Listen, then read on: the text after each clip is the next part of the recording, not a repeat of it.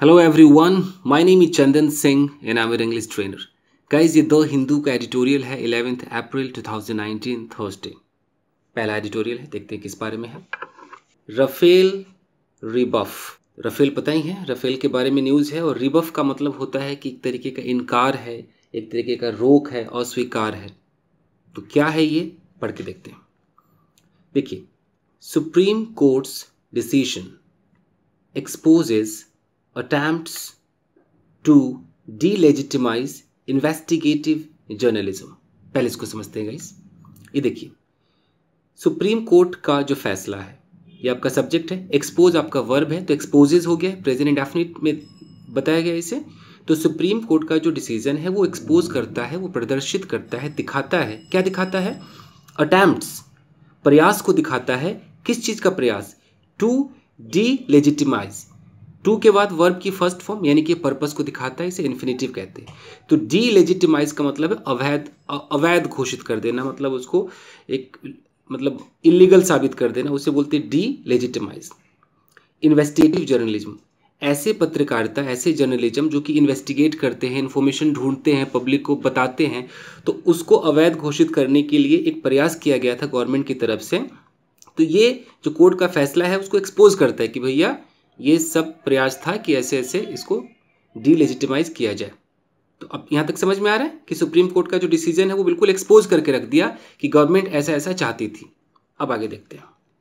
यहाँ देखिए, the supreme courts decision, supreme court का जो फैसला है। अच्छा, आप डिसीजन देख रहे हैं, ये आपका सब्जेक्ट है, तो इसका वर्ब कहाँ पर है? ये तो वर्ब नहीं है। तो डिसीजन के बाद देखिए कहाँ पे इसका वर्ब है, इज। डिसीजन इज, ये आपका वर्ब है, ये सब्जेक्ट, ये वर्ब। और उससे पहले क्या, किस तरह के सेंटेंस जुड़े होते हैं, कभी टू से, कभी कैसे भी, वो आपको समझना है जो बिगनर्स हैं उन्हें। तो सुप्रीम कोर्ट का जो फैसला है क्या करने का?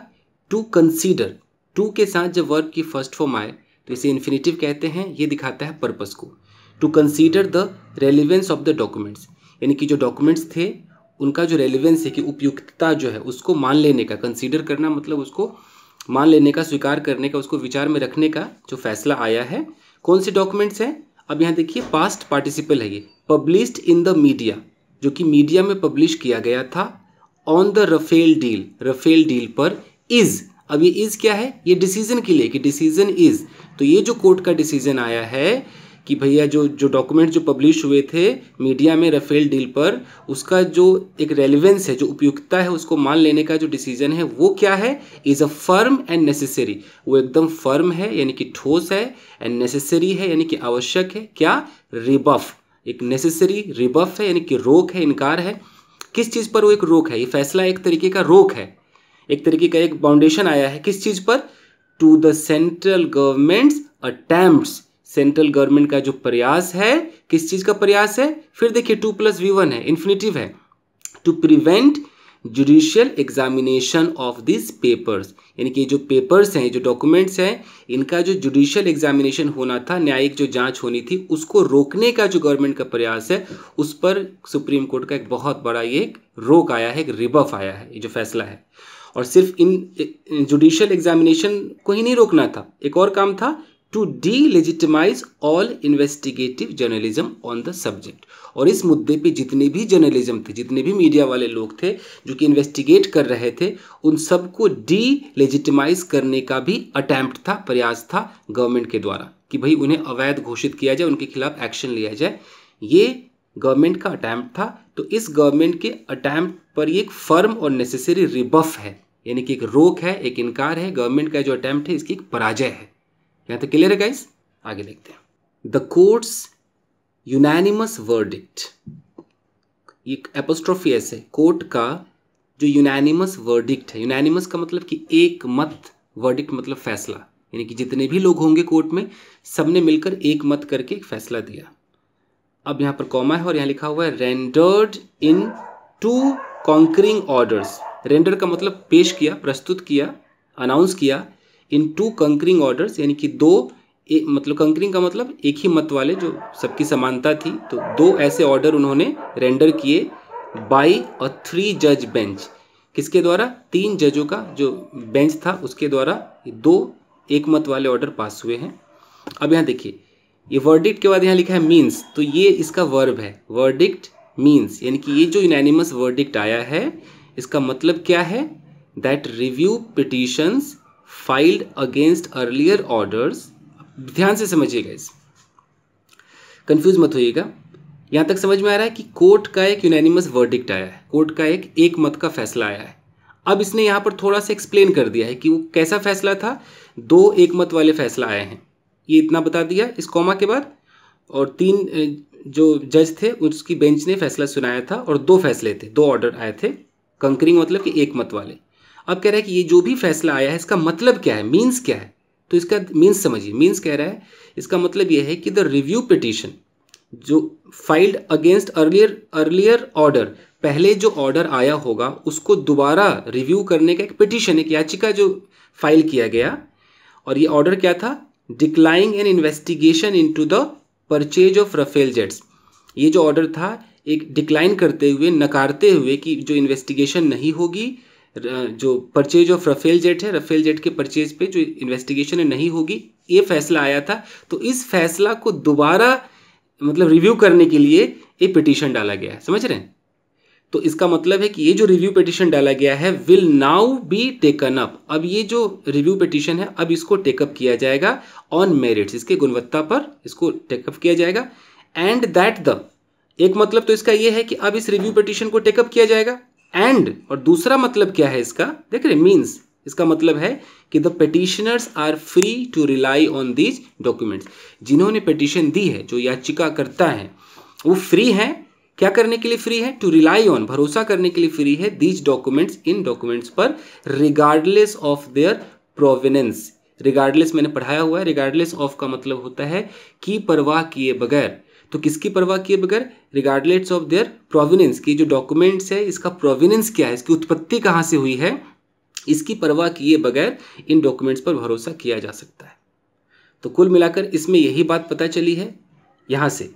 ये जो कहाँ गया, ये कोर्ट्स यूनैनिमस वर्डिक्ट से यही पता चला कि कोर्ट का जो वर्डिक्ट आया है एक मत वाला, उसका भाई 2 मतलब है। एक मतलब तो है कि अब जो रिव्यू पिटीशन है उसको अब टेकअप किया जाएगा उसके मेरिट के बल पर और बेस पर, और दूसरा ये है कि जो पिटिशनर्स है अब उस पर आराम से भरोसा कर सकते हैं बिना किसी ये प्रोविनेंस की, उत्पत्ति कहाँ से हुई डॉक्यूमेंट्स की, इसकी परवाह किए बगैर। बस यहाँ तक है। अब जो बेसिक जो बिगनर्स हैं जिन्हें रिगार्डलेस ऑफ नहीं पता होगा तो मैं उन्हें सिखा देता हूँ क्या है रिगार्डलेस ऑफ।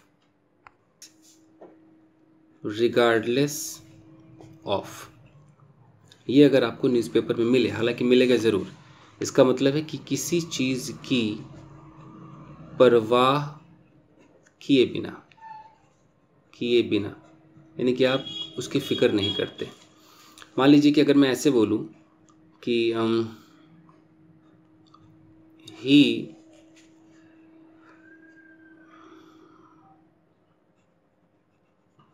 slapped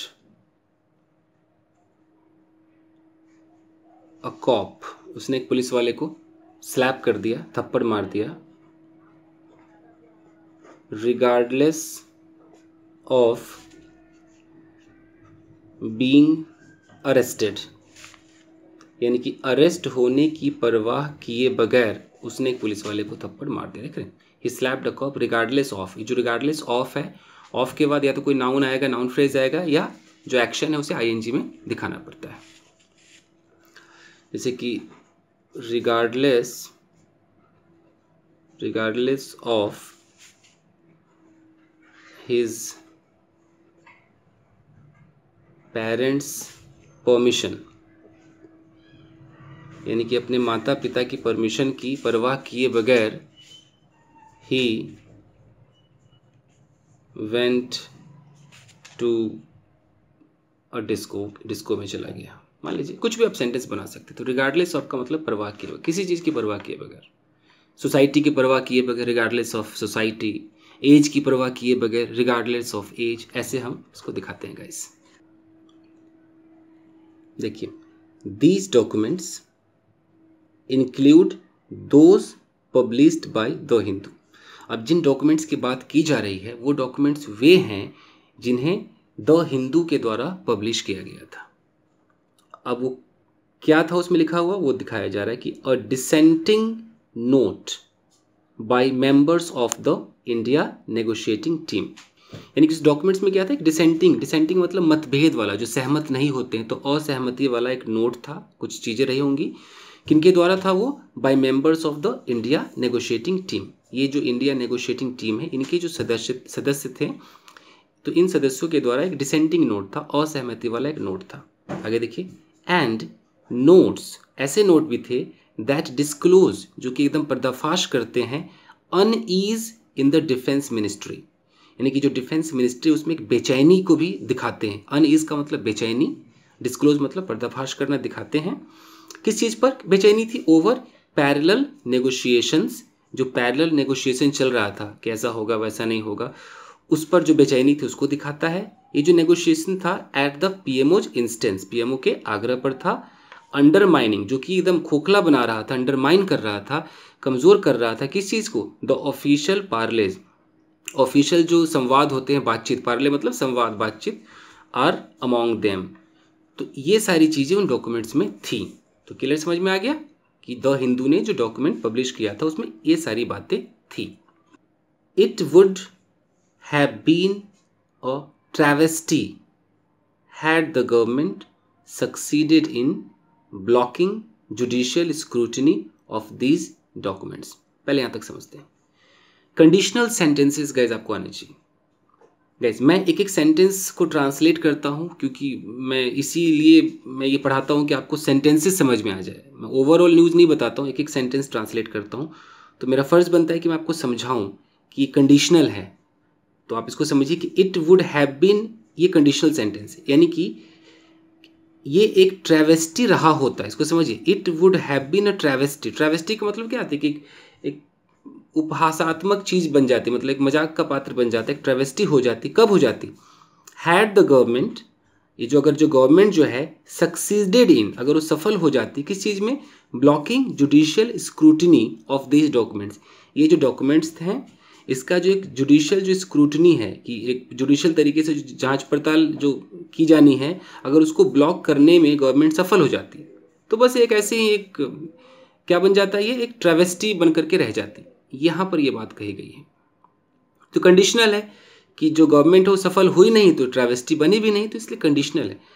अब यहाँ हैड से क्यों दिखाते हैं, मैं बिगनर्स को समझाता हूँ। ये इफ़ की जगह हैड क्यों लगा है, थोड़ा मैं समझाता हूँ गाइस। कंडीशनल सेंटेंसेस कई प्रकार के होते हैं, इसमें आपको कंडीशनल थर्ड दिखा रहा हूँ।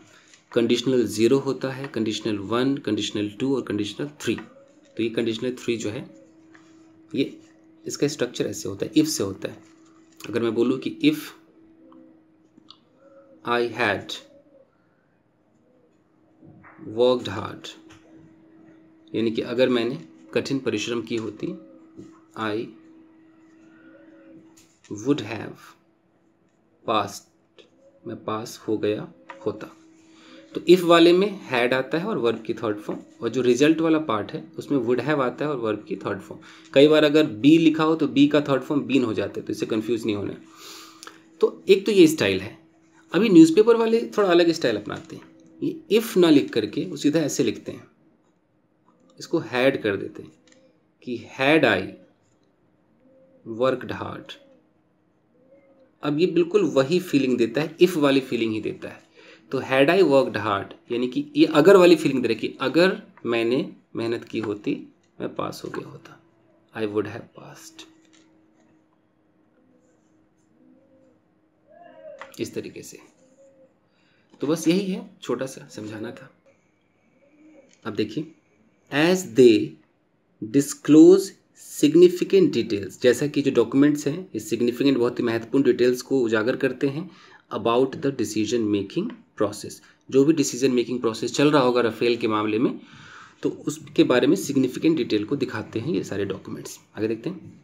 The governments desperate attempts, government के जो ये आशाहीन उतावलेपन वाला जो अटैम्प्ट्स था क्या करने का, टू प्रिवेंट द कोर्ट। देख रहे हैं, टू के बाद वर्ब की फर्स्ट फॉर्म, ये इन्फिनिटिव है, ये पर्पस को दिखाता है। अटैम्प्ट्स क्या था, प्रिवेंट करने का, रोकने का, कोर्ट को रोकने का। किस चीज़ से रोकने का, from relying on these papers, included, पहले यहाँ तक देखते हैं। तो ये गवर्नमेंट का एक डेस्परेट अटेम्प्ट था, एक प्रयास था कि कोर्ट को रोका जाए इन पेपर्स पर भरोसा करने से कि भाई आप भरोसा ना करो, ये पेपर्स बेकार हैं। इंक्लूडेड अ क्लेम, और उस अटेम्प्ट में क्लेम, एक दावा भी इंक्लूड था। इंक्लूडेड अ क्लेम, एक दावा इंक्लूड था। किस चीज़ का दावा? ऑफ प्रिविलेज, कि भैया ये विशेषाधिकार वाले डॉक्यूमेंट्स हैं, मतलब इसको आप ऐसे पब्लिकली नहीं कर सकते हो, इस पर आप कुछ नहीं कर सकते, ये प्रिविलेज डॉक्यूमेंट्स हैं अंडर द एविडेंस एक्ट, जो कि एविडेंस एक्ट के अंदर आते हैं, कॉमा एविडेंस एक्ट। और एक और है a threat of invoking the official secrets act, और एक और धमकी थी, थ्रेट थी कि भैया ये जो है एक ऑफिशियल सीक्रेट एक्ट को भी आप इन्वोक कर रहे हो, उसको भी आप एक न्योता भेज रहे हो ये करके। तो अगर आप ये ऑफिशियल सीक्रेट एक्ट चलेगा तो मतलब जिन्होंने डॉक्यूमेंट्स को प्रस्तुत किया है, पब्लिश किया है, उनके खिलाफ एक्शन लिया जाएगा। एंड और उसके साथ एक्यूजेशन, ये भी एक आरोप था, दैट द पब्लिश डॉक्यूमेंट, जो डॉक्यूमेंट्स पब्लिश किए गए हैं, वर स्टोलन, वो चुराए गए थे। स्टोलन वंस, वो सारे के सारे चुराए गए थे। तो आप समझ में आ रहा है? तो ये एक आरोप था कि भाई एक जो अटैम्प्ट था गवर्नमेंट का, डिस्परेट अटैम्प्ट था कि भाई पहले तो कोर्ट को भरोसा करने से रोका जाए, और उसमें क्या क्या बोला गया था उस अटैम्प्ट में कि भाई ये प्रिविलेज है, ये आपका एविडेंस एक्ट के थ्रू है, ये आपका ऑफिशियल सीक्रेट एक्ट लग जाएगा, और उस पर एक आरोप भी लगा था कि सारे के सारे डॉक्यूमेंट चुराए गए हैं। ये सारे अटैम्प्ट थे कि जिससे कोर्ट जो है वो रिलाई ना करे, भरोसा ना करे इन डॉक्यूमेंट्स पर। ये बात है, आगे देखते हैं। लेटर, यानी कि बाद में, it toned down the allegations, बाद में क्या किया गवर्नमेंट ने? टोन डाउन कर दिया एलिगेशन को, जो भी आरोप लगाए थे उसको धीमा कर दिया। मतलब टोन डाउन का मतलब है कि थोड़ा सा उसको हल्का कर दिया कि नहीं है वो उस आरोप से अब हट गए। क्या कहकर?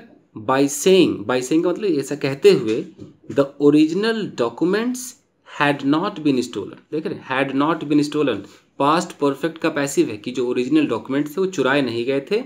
एंड व्हाट वर पब्लिश्ड, देख रहे, व्हाट वर पब्लिश्ड, ये आपका एक नाउन क्लॉज है कि जो भी पब्लिश किया गया, वर अनऑथोराइज्ड फोटोकॉपीज, वो फोटोकॉपी थे, अनऑथोराइज थे, वो अनऑथोराइज फोटोकॉपी थे, चुराए नहीं गए थे, यानी कि उनकी फोटो खींची गई होगी, फोटोकॉपी लिया गया होगा, और वो भी अनऑथोराइज था। ये बात बाद में कही गई। None of these claims impressed the court, इनमें से कोई भी क्लेम, कोई भी दावा जो है कोर्ट को इम्प्रेस नहीं किया। क्लियर है?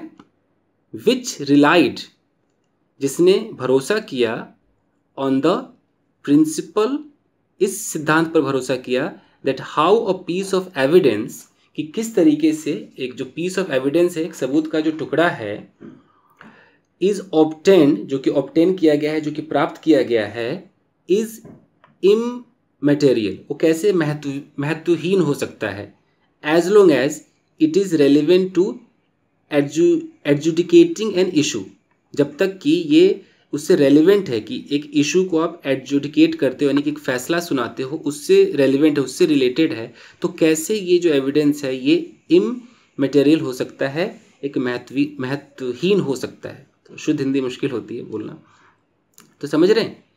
कुल मिलाकर कहने का मतलब ये है कि जितनी भी दलीलें दी गई उसमें से none of these claims impress the court, इनमें से कोई भी दावा जो है कोर्ट को इम्प्रेस नहीं कर सका। और कोर्ट इस बात पर भरोसा कर रही थी, इस सिद्धांत पर, कि अगर ये कोई पीस ऑफ मतलब ये एविडेंस है जो कि प्राप्त हुआ है, तो ये महत्वहीन तो नहीं हो सकता है, कि जहाँ तक इसका इस इशू से संबंध है, कि इस इशू पे जो फैसला सुनाया जाएगा तो महत्वहीन तो नहीं हो सकता है। ये बात कही गई है।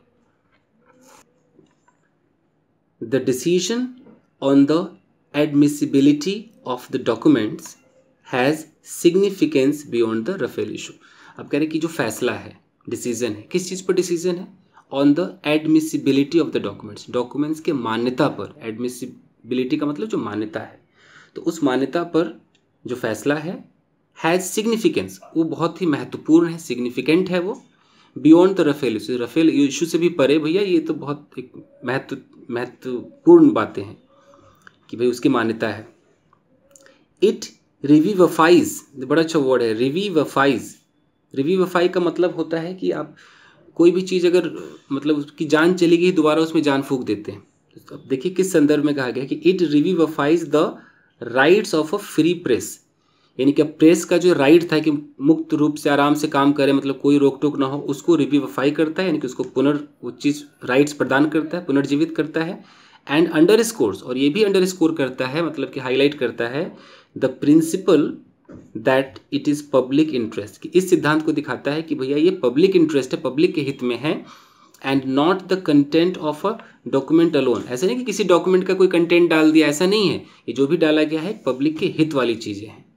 दैट विल डिसाइड, जो कि निर्णय लेगा, वेदर डिस्क्लोजर इज नीडेड और not in a given case, कि इस दिए हुए केस में जो डिस्क्लोजर है, जो पर्दाफाश है, उसकी ज़रूरत है या नहीं है।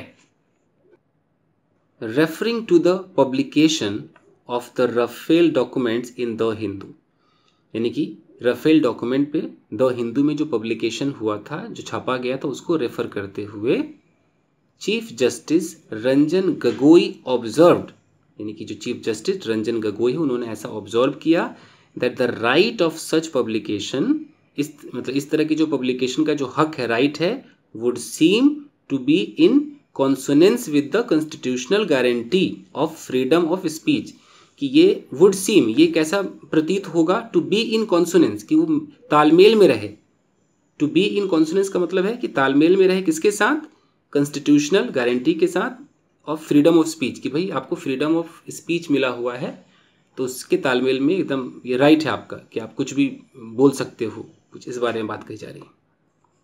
अगर सेंटेंस को ट्रांसलेट करें तो इसका यही मतलब है कि जस्टिस जो रंजन गोगोई है, उन्होंने क्या ऑब्जर्व किया कि the right of such publication, इस तरह की जो पब्लिकेशन, उनका जो हक है, वुड सीम, वो ऐसा होगा, मतलब ऐसा प्रतीत होगा, क्या होते हुए, to be in consonance with the constitutional guarantee, कि कॉन्स्टिट्यूशनल गारंटी के तालमेल में रहेगा, किस चीज़ का, ऑफ फ्रीडम ऑफ स्पीच, कि भैया फ्रीडम ऑफ स्पीच है इस बारे में। Citing the US Supreme Court decision, cite का मतलब तो हवाला देते हुए, तो हवाला देते हुए यूएस के सुप्रीम कोर्ट डिसीजन का on the pentagon papers, pentagon के पेपर्स पर, ही नोटेड, उसने ऐसा बताया, नोट का मतलब दर्शाना भी होता है, that neither of the OSA, OSA आपका वही है जो official secret acts, nor any other law vests any power in the executive. ध्यान दीजिए कि citing the US Supreme Court, यानी कि यूएस सुप्रीम कोर्ट का हवाला देते हुए, उसके फैसले का हवाला देते हुए पेंटागन पेपर्स पर ही नोटेड, उसने बताया कि ना तो ये जो ऑफिशियल सीक्रेट एक्ट है, ना ही कोई और भी जो कानून है, वेस्ट का मतलब अधिकार, जो अधिकार है वो प्राप्त प्रदान करता है, एनी पावर, कोई भी ऐसा पावर को नहीं दिखाता है, इन द एग्जीक्यूटिव, कार्यकारी के हाथ में, to stop publication of documents, कि आप डॉक्यूमेंट्स के पब्लिकेशन को स्टॉप कर दो, मार्क्ड सीक्रेट, जिसको सीक्रेट कहा गया है, और the placing of such documents before a court, और इस तरह के डॉक्यूमेंट्स को अगर कोर्ट में कोई प्लेस कर रहा है, प्रस्तुत कर रहा है, तो उस पर आप रोक लगा दोगे, ऐसा नहीं हो सकता है। Of law which may be called upon two adjudicate a legal issue, और कोर्ट के सामने प्रस्तुत करो, जो कि हो सकता है उसको मतलब एक एजुडिकेट करे, मतलब एक लीगल फैसला सुनाने के लिए हो, तो इस तरह के डॉक्यूमेंट्स को प्रस्तुत करने के लिए, पब्लिश करने के लिए आप रोक नहीं लगा सकते हो, ये बात कही गई। It is premature to conclude, ये अभी बहुत ही एक प्री मैच्योर होगा, अपरिपक्व बातें होंगी ऐसा निष्कर्ष पर निकालने के लिए। बेस्ड ऑन दिस डेवलपमेंट, इस तरह के डेवलपमेंट पर जो आधारित निष्कर्ष है, that the court's earlier decision, court का जो पहले का जो फैसला था, to not order a criminal investigation into the purchase of 36 Rafale, order मतलब फैसला था कि आप जो 36 राफेल का जो परचेज था, उस पर आप क्रिमिनल इन्वेस्टिगेशन का ऑर्डर नहीं देंगे, विल बी रिविजिटेड, उस पर दोबारा विजिट किया जाएगा, दोबारा उस पर विचार होगा। However it will certainly help provide clarity on several aspect, इसके बाद भी ये जो है 100% सर्टेनली, निश्चित रूप से एक हेल्प करेगा उसके क्लैरिटी पर, कई तरह के पहलुओं पर, on several aspects of the murky deal, इस तरह की जो ये धुंधला जो डील है, उसके कई पहलुओं को क्लियर करने में हेल्प करेगा। Had the government agreed to a parliamentary probe early on, अब देखिए कंडीशनल है कि अगर, ये हैड का मतलब अगर है, अगर गवर्नमेंट अग्री हो गई होती पार्लियामेंट्री प्रोब, मतलब पार्लियामेंट्री जांच पड़ताल के लिए पहले ही, it would not be suffering the sort of setback, ये इस तरह के असफलता से सफ़र नहीं कर रही होती, इट हैज़ नाउ फेस, जो ये अब फेस कर चुकी है इन द सुप्रीम कोर्ट में।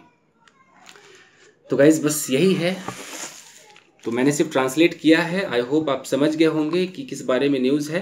तो बस आज के लिए इतना ही गाइज, मिलते हैं अगले वीडियो में। Till then take care, keep practising and have fun. Thank you guys.